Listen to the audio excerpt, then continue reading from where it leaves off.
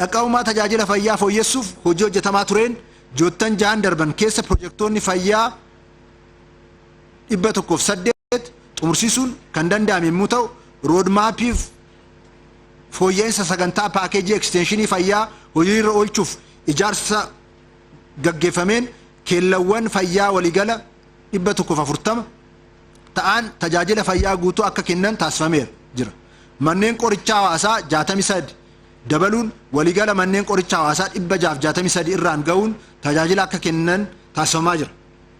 Gama biraatiin du'aatii haadholee fi daa'immanii xiqqeessuuf xiyyeeffannoo olaanaa kennameen hojii hojjetamaa jiruun dubartoonni miiliyoona 4.6 tajaajila karoora maatii waliigalaa tajaajila da'umsa duraa marsaa tokkoffaa haadholii 843 tajaajila da'umsa haadholii 704 akkasumas tajaajila da'umsa booda haadholii 862 ta'aniif kennuun danda'amee jira.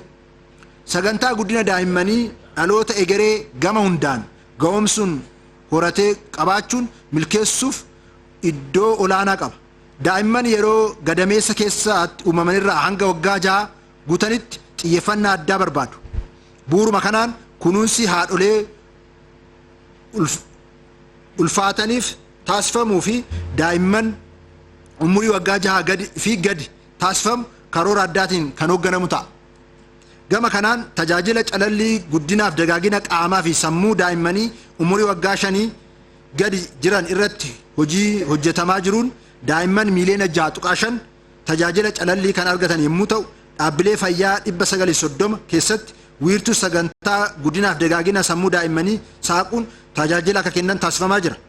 Akkasumas iddoowwan kunuunsa daa'immanii hojjetoota mootummaa 281